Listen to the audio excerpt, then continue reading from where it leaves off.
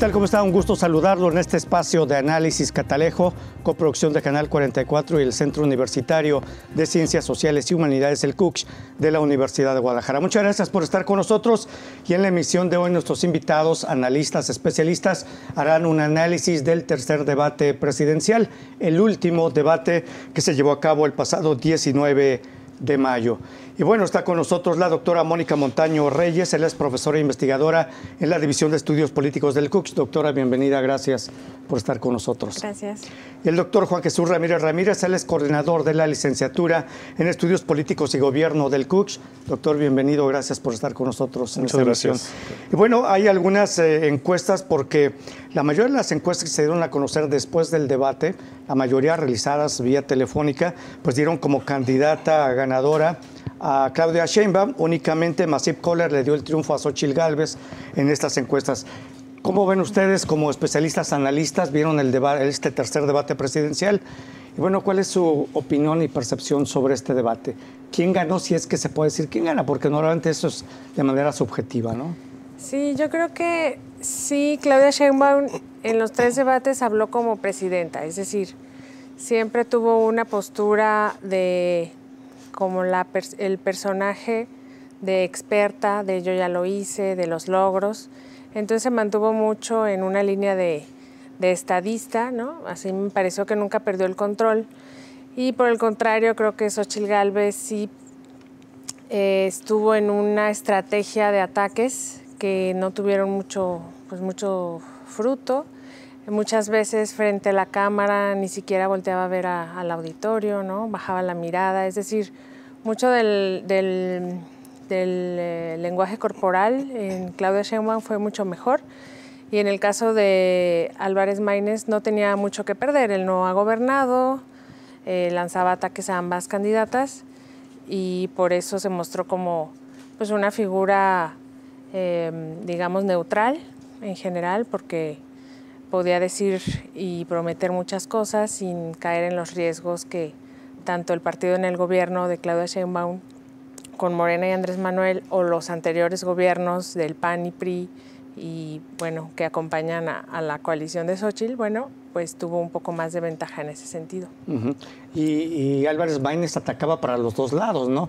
Obviamente casi en los tres debates, no sé si coincidan, atacó más a Xóchitl Gálvez que a Claudia Sheinbaum.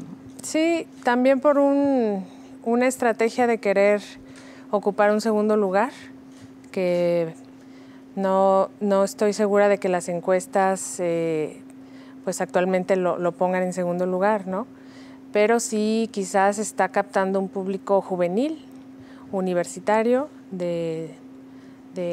pues después de todas sus visitas a las universidades de México, y también con poner en la mesa temas que ni Xóchitl ni Claudia pusieron, ¿no? Como los problemas de los jóvenes en la vivienda, ¿no? En obtener la vivienda, el problema del agua, y en un sentido más de las grandes empresas que controlan el agua, ¿no? Porque creo que sí tocó temas un poco más novedosos. También el asunto de la infancia, que las otras candidatas no lo tomaron, y eso creo que le dio frescura a la candidatura de Álvarez Maínez.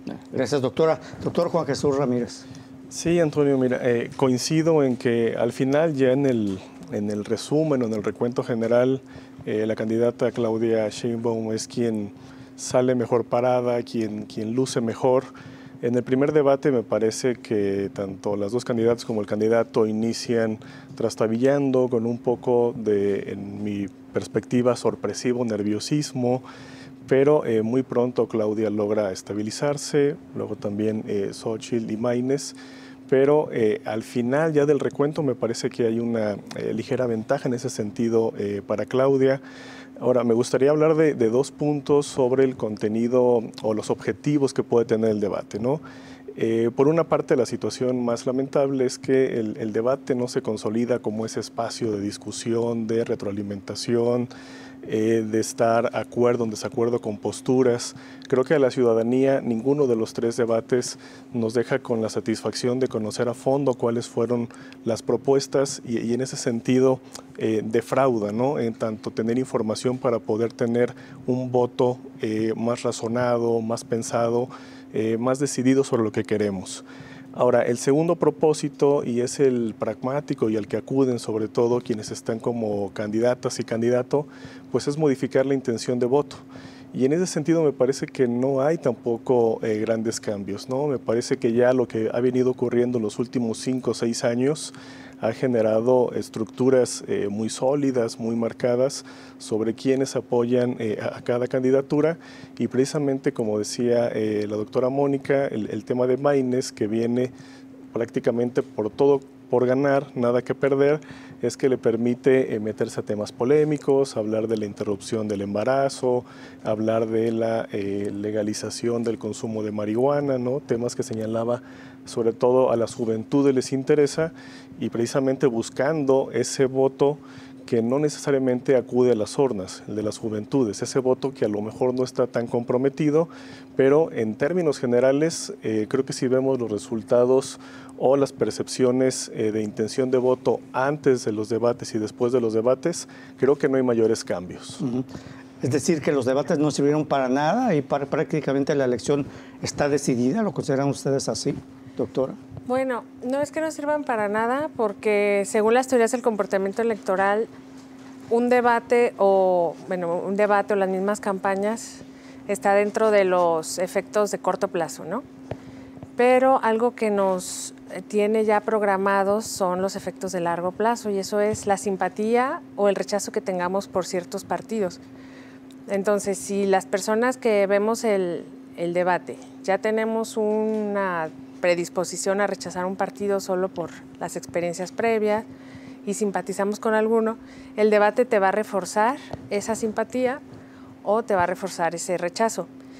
Sin embargo, si hay una estadística de que hay un 15% de ciudadanos que deciden su voto el día de la elección, estando con la boleta. Ahí es donde yo sí creo que puede que se vaya más la influencia de los debates, porque sí son personas que ni con conocer a los candidatos, ni votan por el mismo partido, y ni con el inicio de las campañas en general han decidido su voto, y son los que la dejan al final. Entonces, digamos que sí funciona para los indecisos que aparecen en las encuestas y para quienes no sienten ninguna simpatía por ninguno de los candidatos o partidos. O los que aún no deciden su voto, que entra ese segmento de indecisos también, o no sabe todavía por quién va a votar. O incluso para definir el voto en otras elecciones, ¿no? Por ejemplo, si tomamos en cuenta que en la elección presidencial lo que se disputa es un solo cargo, ya también hay muchas explicaciones en la ciencia política de por qué figuran 2 candidaturas cuando hay un solo cargo en disputa. Entonces es muy probable que estas 2 figuras van a ser las 2 candidatas que han venido adelante, tanto Claudia como Xóchitl, pero eso no significa que para Movimiento Ciudadano como tercera opción no representa nada del debate. Precisamente el debate ayuda a generar esta simpatía, a reforzar ideas, a dar a conocer incluso candidaturas. El propio Maynes en el debate resaltaba a las personas que van en la lista para el Senado, para la Cámara Baja, donde no gana una sola persona, ¿no? Donde incluso sin que tu partido sea el más votado, puede tener acceso. Entonces es muy probable que muchas personas que generaron alguna simpatía por este tercer partido no lo van a manifestar en la elección presidencial, pero cabe la posibilidad de que eso le genere algún efecto, o ya sea en alguna contienda local o en las propias elecciones federales, pero al Poder Legislativo, al Senado o a la Cámara Baja. Entonces, el debate concentra mucho la atención en las figuras presidenciables, pero en mayor o menor medida tiene un efecto también sobre las bases del propio partido. Muy bien. Muchas gracias, doctor. Permítanos, vamos a hacer una pausa. Regresamos a Catalejo, ya volvemos.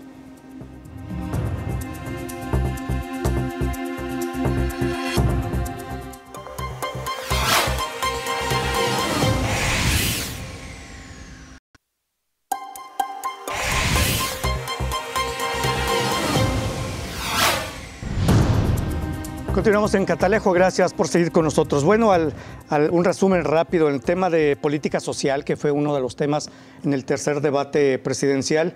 Jorge Álvarez Maynes criticó duramente a la vieja política y le atribuyó a la perpetuación de la desigualdad en México precisamente al PRIAN. Xóchitl Gálvez pues acusó al gobierno de AMLO de fallar a los pobres y de favorecer a ciertos personajes de la 4T, y Sheinbaum defendió la continuidad de las políticas de bienestar del gobierno de Andrés Manuel López Obrador y anunció 2 nuevos programas sociales que han sido tema precisamente durante sus spots de campaña.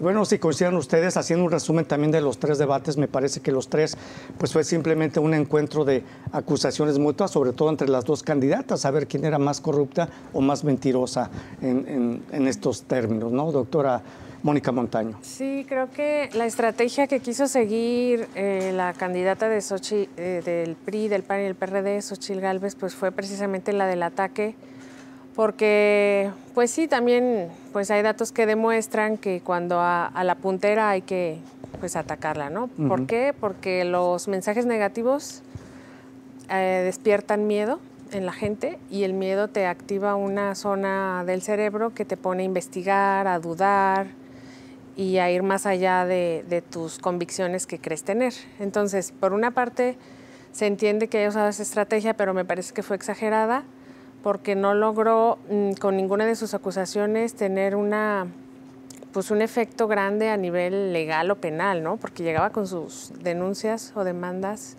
y que al final pues luego no trascendieron, ¿no? Después del debate.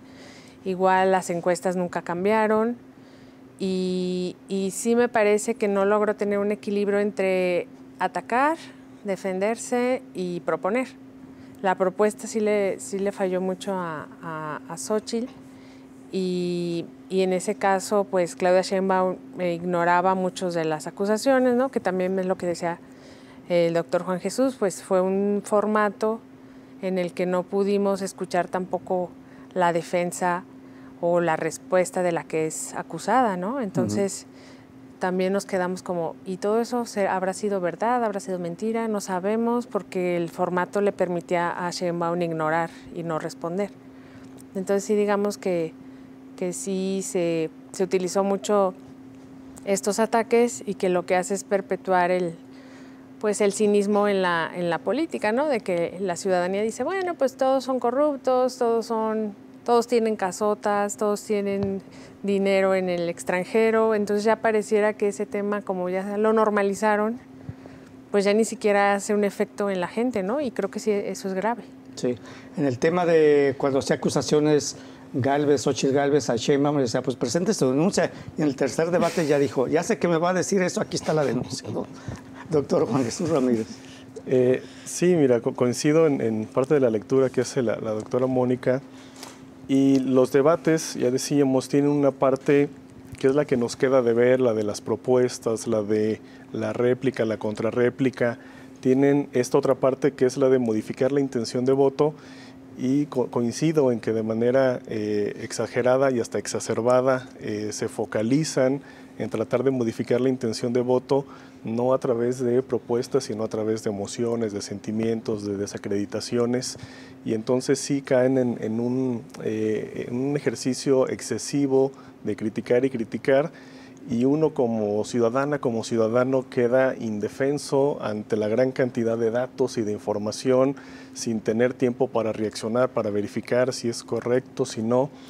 Pero me parece que es importante volver a lo que mencionabas de las propuestas que someramente se pudieron hacer, ¿no?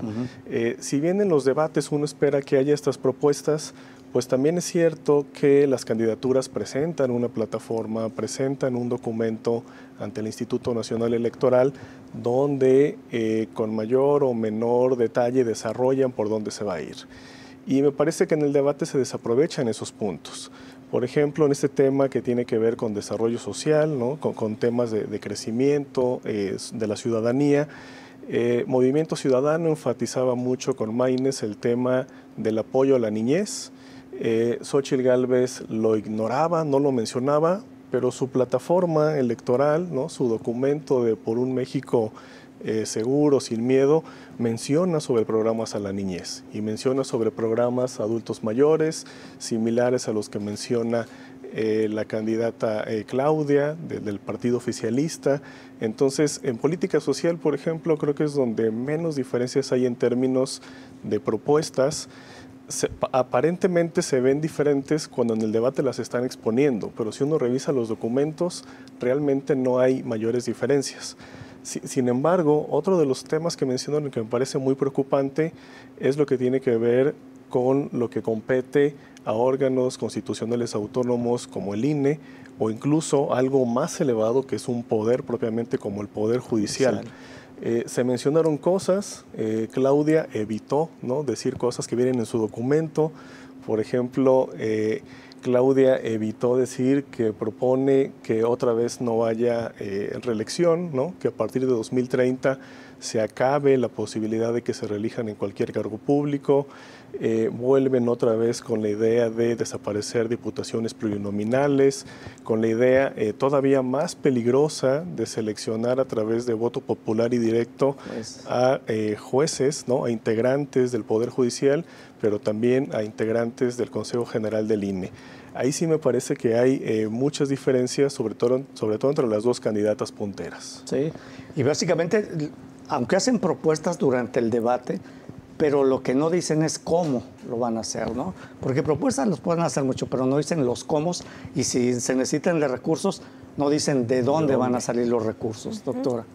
Sí, creo que eso, a pesar de que en el mismo debate los moderadores y entre ellos se decían, bueno, es que hay que responder a la ciudadanía, hay que decir los cómo, pues nada más lo decían, pero ninguno al final lo aplicaba, ¿no? Entonces, desgraciadamente, a pesar de que haya los debates, de que haya los programas, luego sí hay una tendencia al analizar elecciones pasadas, donde muchos de los temas que se dijeron ahí o que se presentaron en las mismas plataformas no se cumplen. Y creo que ese es otro tema que también no hemos pues tomado en serio, porque nos enfocamos tanto en las elecciones, el proceso electoral, y nos olvidamos de esa rendición de cuentas, pero que esté inserta en un marco pues también jurídico e institucional para que luego sí se den seguimiento, ¿no? Y eso creo que también es algo que ellos mismos saben en los debates, porque el objetivo de los debates, como es un formato de televisión, de espectáculo, pues sí se van a lo más, digamos, fácil de explicar, a lo que no me va a bajar puntos, a lo que puedo pues ganar aquí en la plática, ¿no? Pero que sí queda muy pendiente lo que decía el doctor Juan Jesús, tanto en lo que está escrito en las plataformas, pero también insisto en que no es garantía de que lo vayan a cumplir. Entonces estamos todavía en pañales de hacer cumplir promesas o plataformas a los que son electos. Sí. Ahora, en las plataformas que están publicadas, ¿no será también que los candidatos cómodamente dicen, bueno, pues es que yo ya publiqué mis propuestas, está en la plataforma, y le dejan esta responsabilidad al ciudadano, y en los debates pues lo mencionan lo más mínimo posible para no comprometerse precisamente, quizás sabiendo que es poco probable que un ciudadano vaya, se meta a sus páginas y analice a detalle cada una de su plataforma, de sus propuestas, ¿no? Si fuera el caso, me parece no solamente irresponsable por parte del partido, de la candidatura, no hacer públicas, no solo en el sentido de que sea visible, sino de que sea accesible la información. En ese sentido me parece irresponsable, pero también me parece que es desperdiciar la posibilidad de distinguirte, ¿no?, de señalar, de posicionarse. Insisto con el caso de Maynes, que enfatizaba, vamos a atender a la niñez, ¿no? El caso de Xóchitl Gálvez, que no fue algo que destacó en los debates, pero por ejemplo proponer una secretaría directamente enfocada a temas rurales o del campo, ¿no?, que es también una población pues históricamente vulnerada, ¿no?, que ha quedado rezagada y que pudiera enfocarse, pero tampoco se menciona, ¿no? Y coincido en que es muy preocupante y muchas veces nos llama la atención y nos conmueve, nos genera sentimientos negativos que las propuestas que se realizaron no se cumplan. Pero en este caso en particular, sobre todo las que mencionaba que tienen que ver con el INE, con el Poder Judicial, a mí me genera la situación contraria. A mí me preocupa que sí se cumplan, ¿no?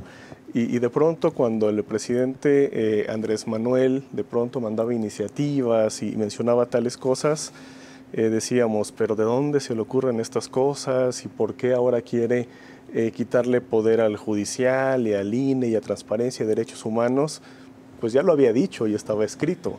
Entonces, si bien por una parte es preocupante que no tengamos esos mecanismos para exigir la rendición de cuentas más directa de lo que se promete, por otra parte, en este caso en particular, a mí mi preocupación es que de cumplirse varias cosas que ha prometido y que están por escrito de la candidata Claudia, pues seguiría ese retroceso, al menos en lo que compete a la democracia electoral o procedimental, que no es poca cosa, ¿no? Porque son reformas que están orientadas a la monopolización del poder, a limitar la posibilidad de pluralidad, a desbalancear los contrapesos y que generan condiciones más complicadas para quienes sean los potenciales adversarios en caso de que se mantenga el partido oficialista en el poder. Limitar derechos. Limitar derechos, limitar la capacidad de participar, de estar en representación. El Tribunal Electoral sigue ahí con magistraturas pendientes. Es un tema que ha quedado olvidado deliberadamente por el poder hoy en día. Sí. Muy bien, doctor. Vamos a una nueva pausa. Regresamos a Catalejo. Ya volvemos.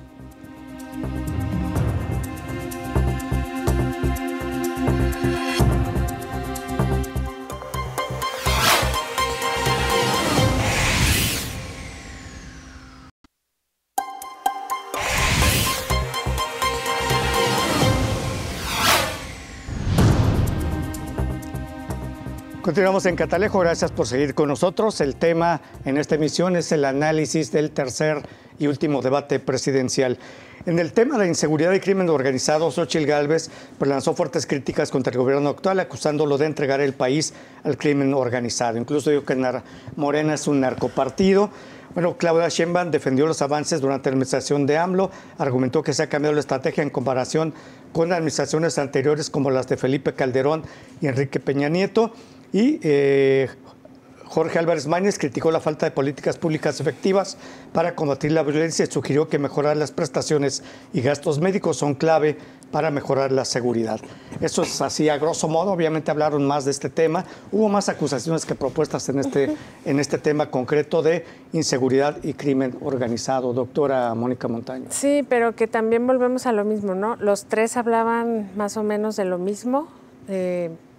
También Maínez habló de que en Jalisco, en Nuevo León, se han aplicado estrategias similares a las que mencionó Claudia sobre el sueldo de los policías, sobre prestaciones. También los tres mencionaron la Guardia Nacional, ¿no? Entonces pareciera que están ahí está el tema. Hablaban de, pues sobre todo enfocados a las Fuerzas Armadas. Ahí Maínez en un punto, no sé si se equivocó, sonó un poco raro decir que iba a involucrar a las Fuerzas Armadas y luego dijo, pero mando civil, lo mismo que ya habían dicho pues las otras candidatas, sí. Y lo que se ha discutido también en el Senado, ¿no? Y que fue todo el problema con el PRI y Alito en su momento. Entonces sí, yo ahí soy muy, la verdad, digamos, no tengo mucha esperanza en que se vaya a resolver pronto ese tema. Creo que ni siquiera ellos saben bien lo que va a pasar o lo que van a hacer. Incluso pareciera que la ayuda de Estados Unidos con el rastreo de los grupos, de las familias, que el gobierno actual no lo ha aceptado, pero a mí me parece lo más novedoso que ha pasado en este sexenio, ¿no? Lo que está haciendo Estados Unidos, pero sí me parece uno de los temas en los que los tres están pues totalmente bloqueados y no soy muy positiva al respecto, pero ojalá que el doctor tenga otra visión. Yo creo que ni los candidatos ahora, candidatas y candidatos, son muy optimistas en el tema de la inseguridad que pueda llegar a resolverse, ¿no? Doctor Juan Jesús Ramírez. Sí, coincido en que quien sea que llegue a la presidencia va a tener una tarea que me atrevo a decir no va a poder solucionar en un sexenio.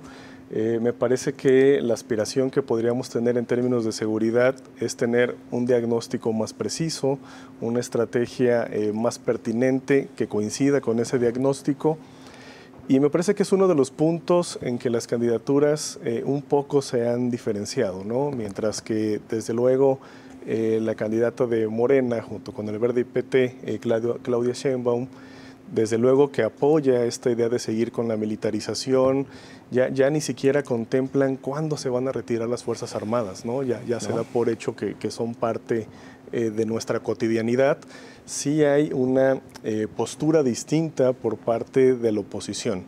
Me parece que es congruente, es de esperarse, ¿no? Si la oposición critica el actuar del gobierno en el tema de seguridad, pues cabe esperar que propongan algo distinto, y ese distinto en el que coinciden es en diferentes formas y bajo distintas estrategias, pero limitar o ir desvaneciendo esa militarización que tiene el país.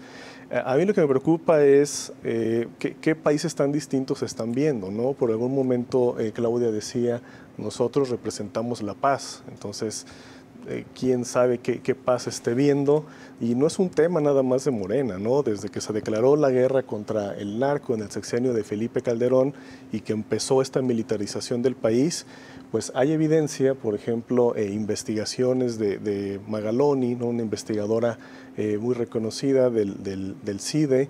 Ella demuestra cómo a partir de la implementación de una serie de reformas en el marco de la guerra contra el narco, pues el incremento en torturas ha sido descomunal, ¿no? No solamente del ejército, sino de fuerzas policíacas, tanto policía municipal como federal, pero sobre todo policías estatales.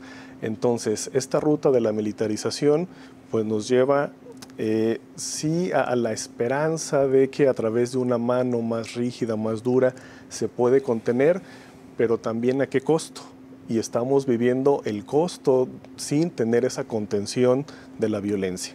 En ese sentido me parece que sí hay una diferencia entre las posturas, sobre todo del oficialismo y de las candidaturas opositoras, y aquí es donde me parece que Maínez, el candidato de MC, aprovecha para posicionarse en un tema polémico al que no le entran las otras dos candidatas, que tiene que ver con la despenalización del uso de algunas drogas como la marihuana. Sí. Que lo dijo varias veces durante el tercer debate, ¿no? Y justo apela a un electorado específico que probablemente no va a votar, pero a lo mejor es un incentivo para hacerles dudar, ¿no? Si se quedan en casa o salen a votar. Sí, algo que me llamó la atención es que sí se mencionó el tema de la violencia y que este sexenio ha sido el que más crímenes, asesinatos, homicidios se ha registrado en la historia del país. Y en el tema de desaparecidos simplemente lo tocaron así, muy a grosso modo, pero nadie habló del tema de desaparecidos concretamente. Doctora pues sí, Mónica Montano. Yo creo que porque en ese sentido los tres tienen colas que les pisen, ¿no? El mismo Movimiento Ciudadano en Jalisco. Aquí sí Álvarez Maínez ni siquiera mencionó a Jalisco y Nuevo León, que siempre sí, los presumía. En este tema no dijo absolutamente nada. Sí, porque es un problema que ha tenido los tres partidos. Bueno, son más partidos, pero veo como los tres candidatos y sus partidos que los respaldan. Y sí, yo estaba pensando que hay investigaciones a nivel internacional de, por ejemplo, en Colombia, ¿no? Cuando hubo el problema del narcotráfico, crimen organizado, inseguridad, que al final en algún momento van de la mano, donde sí se mencionaba mucho la importancia de que el sector empresarial o el sector privado apoyara al gobierno, trabajaran de la mano para erradicar pues el crimen organizado, el lavado de dinero. Y creo que eso es lo que está de fondo en el problema de México. Tenemos a una clase política que está obviamente representada en Xóchitl Gálvez y sus partidos, donde está totalmente pues detrás la clase empresarial, ¿no? Que está enemistada con la élite de Morena y sus aliados, que también se ha mostrado una resistencia al sector privado, a este cobro de impuestos que no se ha hecho por algunos empresarios, y creo que ahí puede estar mucho del problema. Como a los partidos les conviene dividirnos para, políticamente hablando, ellos salir ganando, pues quienes salimos perdiendo somos la ciudadanía al tener enfrentados a grandes grupos tanto de poder como de poder económico, y que entonces no hay una cooperación para que realmente se tomen cartas en el asunto de la inseguridad. Sí. También el tema de las madres buscadoras, que Xóchitl Gálvez sí lo mencionó, incluso acusó a Sheinbaum de no recibirlas, y ella dijo, no, sí las he recibido, ¿no? Pero nada más, no dijo absolutamente nada más, doctor. Sí, son temas muy preocupantes, ¿no? El tema de las desapariciones y de la violencia que hay en torno, ¿no?, a las familias, a las madres particularmente que buscan tanto a sus hijas como a sus hijos. Son temas que llaman mucho la atención, pero es todavía más llamativo la omisión que se hace sobre ellos. No solamente por un sentido de estrategia o de propuesta, sino hasta de propia empatía. Pero también es llamativo en esta misma empatía que poco se habla de la violencia política, ¿no? En 2018, el proceso electoral presidencial en ese momento fue un histórico en temas de asesinatos, homicidios, atentados, tanto a candidaturas, aspirantes, gobernantes en funciones, y se rompió récord en ese momento. Llegó 2021 y se volvió a romper récord, y llega 2024 y seguimos con la misma tendencia. Y me llama la atención porque estamos hablando de personas, candidatas, candidatos que son parte de ese gremio, si podemos llamarlo así, que ya también es potencialmente vulnerable. Y entonces es peligroso, es preocupante que no se discutan esos temas, y también que no se vea desde toda la complejidad que merita. Por ejemplo, pareciera que es un tema totalmente distinto, pero la discusión, el debate en torno al financiamiento de los partidos políticos tiene mucho que ver, se conecta directamente con la posibilidad de un financiamiento ilícito. Ilícito sí, en el sentido de que haya grandes empresarios poderosos invirtiendo, pero también en que haya grandes grupos que se dedican a actividades ilícitas también participando. Entonces, participando y definiendo candidaturas y elecciones. Aportando, ¿no?, en distintas formas, estando presentes. Bueno, aquí tuvimos en Jilotlán de los Dolores, ya se acabó el trienio prácticamente, y el Consejo Municipal y se mantuvo, y seguimos sin tener, y no habrá elección extraordinaria. Y es un tema totalmente ligado a la violencia y al crimen, aunque parezca que es otro, son temas que están enlazados. Ligados, claro. Vamos a hacer una nueva pausa, regresamos. Esto es Catalejo, ya volvemos.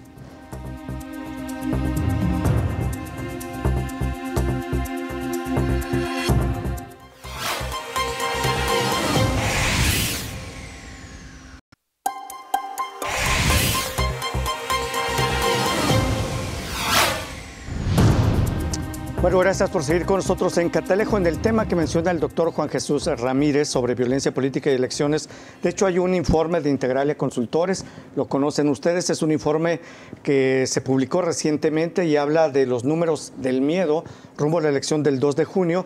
Desde septiembre de 2023 hasta la fecha en que fue presentado el informe, que no recuerdo la fecha concreta en que se presentó, pero se habían registrado 560 víctimas de violencia política, promediando 2.3 víctimas diarias.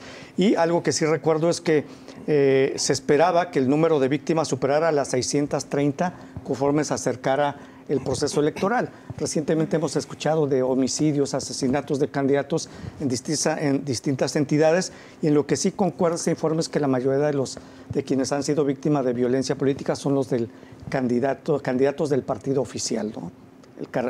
El partido Guinda. Doctora sí. Mónica Montaño. Sí, y también otro dato interesante es que son a nivel municipal, sí, la mayoría de los homicidios, lo que nos habla, como dijo el doctor, pues todo ligado, ¿no?, a un control territorial, a un control de donde se puede ver el crimen organizado y en temas ilícitos. Entonces no hay, la estructura que ha puesto la Secretaría de Gobernación no ha sido suficiente. También si lo viéramos en términos reales, no se podría, ¿no? El número de candidaturas que hay, el número de recursos disponibles para la protección, pues todas las maneras que tienen los delincuentes en no ser rastreados o encontrados. Entonces, digamos que si pensáramos, hay una manera de detenerlo, hay una manera de contrarrestarlo, realmente no se ha hecho tampoco ese esfuerzo por el mismo gobierno, porque los recursos con los que cuentan las secretarías que están involucradas, pues ni siquiera se han planteado una estrategia, ¿no? Entonces, digamos que ha sido un tema, como ya se mencionó, ignorado, pero también con los recursos con los que se cuentan, pues también va a ser imposible. Y a pesar de que ha habido candidatos y candidatas que que sí pidieron protección.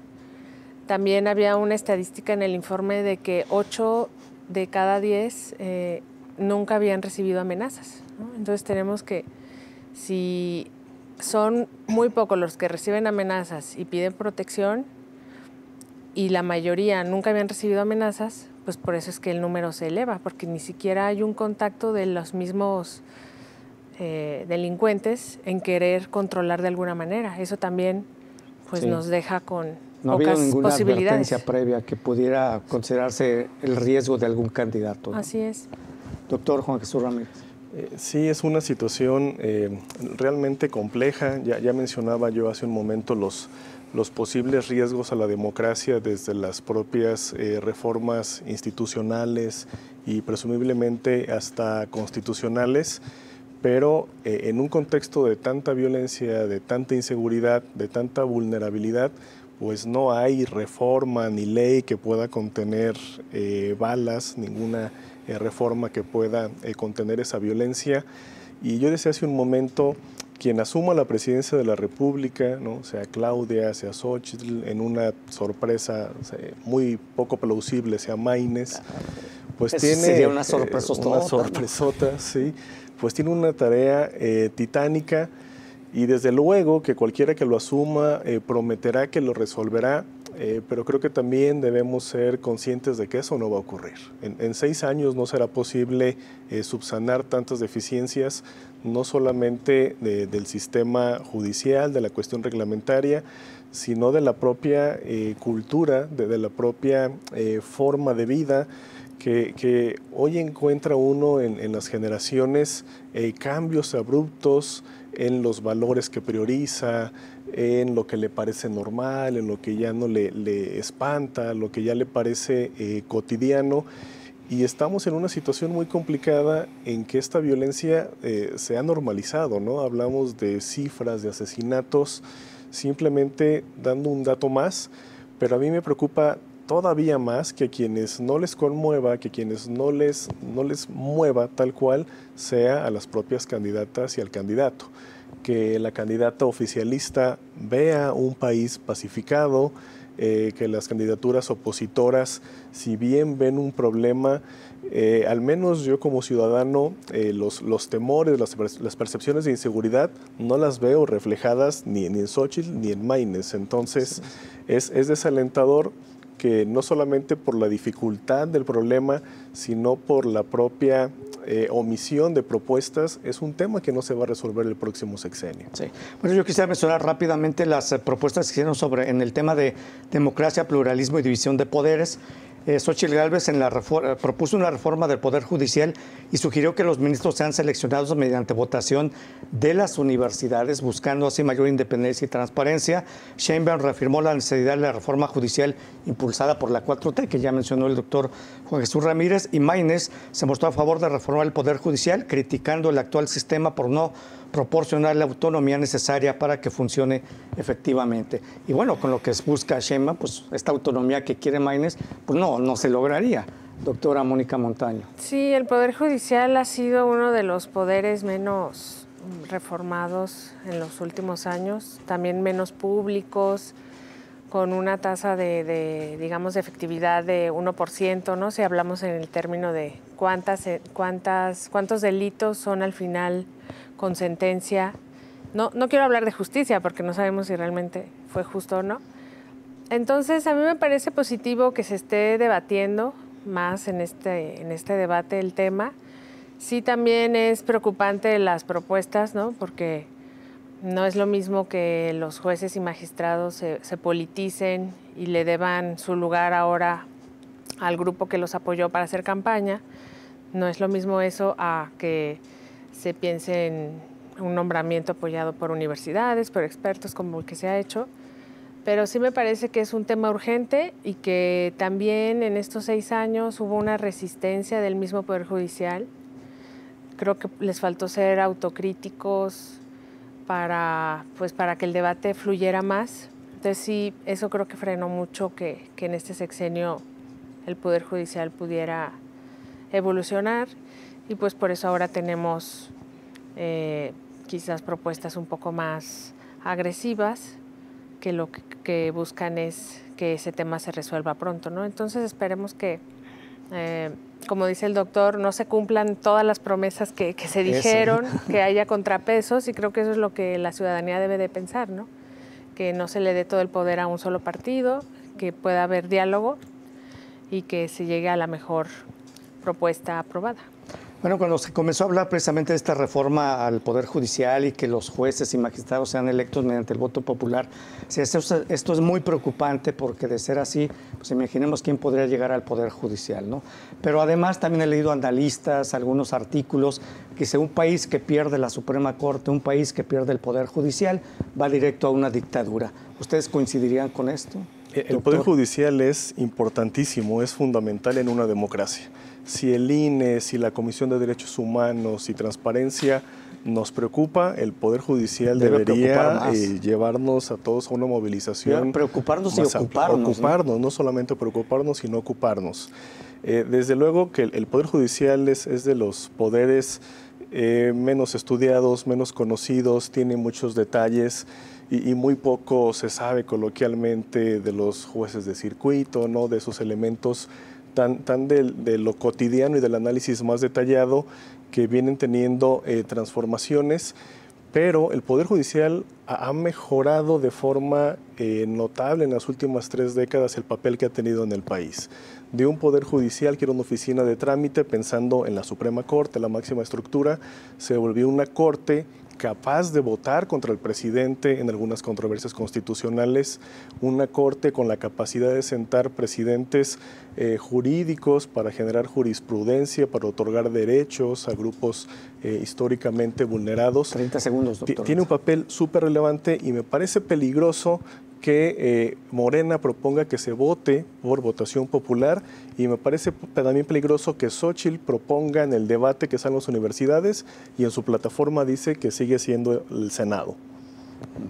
Contradicción ahí. Muy bien, vamos a una pausa, regresamos a Catalejo, ya volvemos.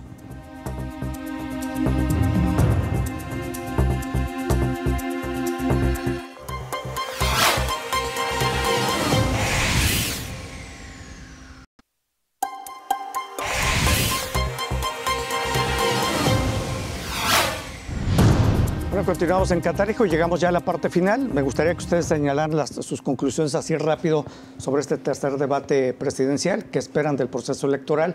Obviamente es un hecho, a menos de que haya una sorpretotota, que haya un candidato ganador, pero México tendrá una presidencia a partir del 2 de junio. Y bueno, algo que también se ha mencionado, la generación Z, también conocida como Gen Z, generación Z, se refiere que tendrá un papel fundamental en las elecciones presidenciales de México, algo que ocurrió recientemente en la Argentina, ¿no? Donde esta generación Z fue determinante para el triunfo del actual presidente argentino. Doctora. Sí, bueno, no me parece tan buen ejemplo el presidente argentino, porque no, bueno, precisamente... Pero la generación Z influyó para que ganara, sí, ¿no? Sí, este uso de las redes sociales, de TikTok y eso, TikTok, ¿no? De llamar a temas de una manera simplificada. Pero sí, yo creo que, ya respondiendo a tu pregunta, sí vamos a tener que, como ciudadanos, aplicar el voto dividido. Creo que es importante que aprendamos a votar por candidatos, pero también por contrapesos, porque, bueno, en un estudio reciente que hicimos vimos que en el Senado, por ejemplo, a pesar de que Morena y sus aliados tenían mayoría, sí en la primera legislatura hubo más iniciativas aprobadas de la oposición. Eso nos pareció bueno, es que hubo una buena negociación. Sin embargo, la segunda legislatura sí se vio lo contrario. Las iniciativas de la oposición fueron menores, una proporción 20-80%, ¿no? Con los partidos del bloque del gobierno. Entonces, lo que tenemos que saber los jóvenes que están en ese rango de edad es que van a estar 6 años en el poder y que tienen que votar de una manera que represente a toda la ciudadanía.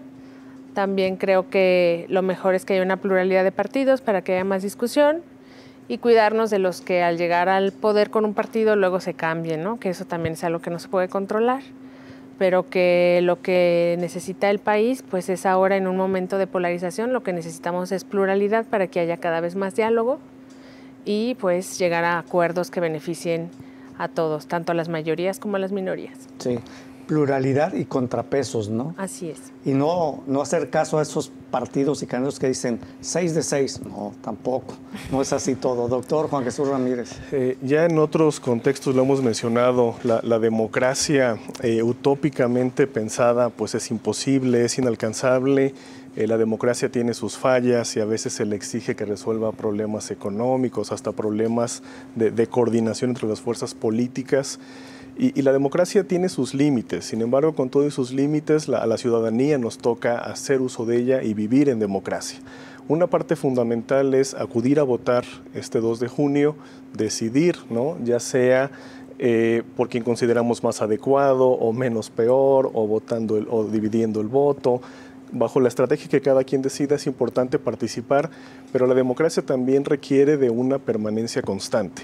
La democracia nos garantiza que a lo mejor no es posible que siempre tomemos las mejores decisiones, pero nos permite corregir. Y la democracia necesita de mecanismos que generen contrapesos, tanto verticales como horizontales, para su propia subsistencia. Me parece peligroso que se planteen propuestas que socavan esos contrapesos, que buscan limitar la división de poderes, que buscan debilitar la posibilidad de que otras minorías también puedan acceder al poder. Y lo que nos toca es, pues desde nuestra trinchera, desde nuestra forma de pensar, emitir nuestra opinión, pero luego mantenernos desde una ciudadanía constante, haciendo partícipes de las decisiones del país día con día. Sí.